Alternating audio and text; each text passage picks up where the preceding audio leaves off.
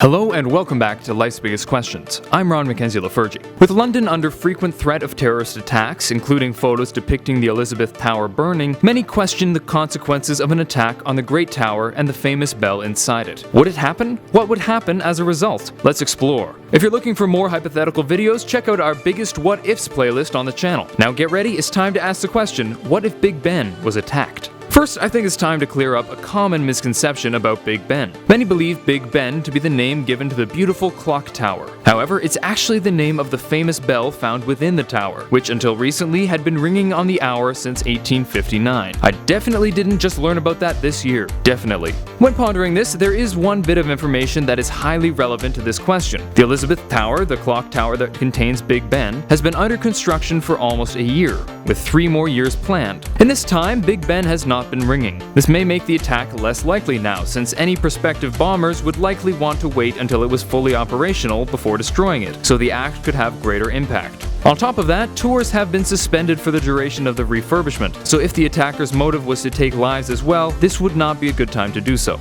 On the other hand, it could be that this construction would make it more likely to be attacked, since it would be easier to infiltrate the building, particularly if disguised as a construction worker. If the only motive was to destroy the landmark and killing people was not the goal, this could be a golden opportunity for destructive maniacs out there. If there was an attack, the construction would be fairly important. First, it means the attack would put the lives of many construction workers at risk, which would be a terrible thing. However, it could also work in their favor, as there could be additional avenues of escape with the construction equipment around. This would also make it easier to repair the more pressing damages and deal with it right after the crisis, since much of the necessary equipment would already be on the scene. If we want an idea of what the response would be to this attack, we can look at a nearby attack that occurred earlier this year on Westminster Bridge. Immediately following the incident, emergency services would swarm the scene, and the surrounding area would be put on lockdown. Transportation nearby would be shut down, and other tourist attractions might be temporarily closed as well. Of course, the Houses of Parliament would be evacuated for safety reasons and would remain closed until the area was deemed safe. In the long term, this attack would likely bring about an even greater security presence in national and historic buildings. Whether this was effective at catching potential attackers or simply security theater, the presence would likely discourage some future attacks. This would be seen by some as an indicator that the increased security seen after the Westminster Bridge attack was insufficient.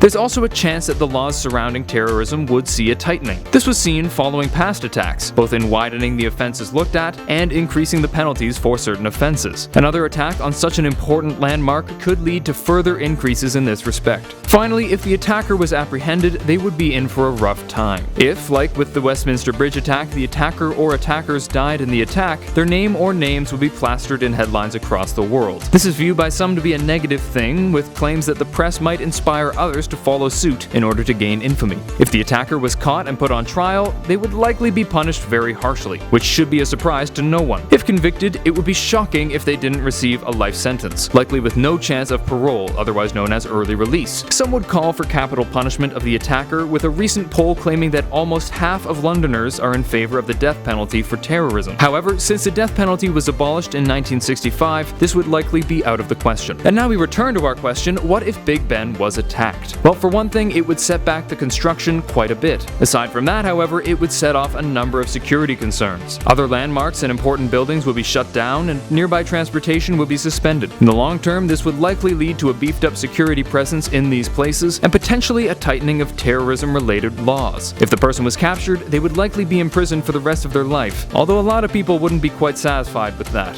Thank you for watching Life's Biggest Questions. I hope this was interesting and informative, and maybe even inspired you to look into it further on your own. If you like this video, please thumbs up and subscribe to the channel down below. While you're down there, let me know what other questions you'd like to see answered on this channel. Until next time, I'm Ron Mackenzie Lafergie with Life's Biggest Questions, wishing you the best of luck on your quest for answers.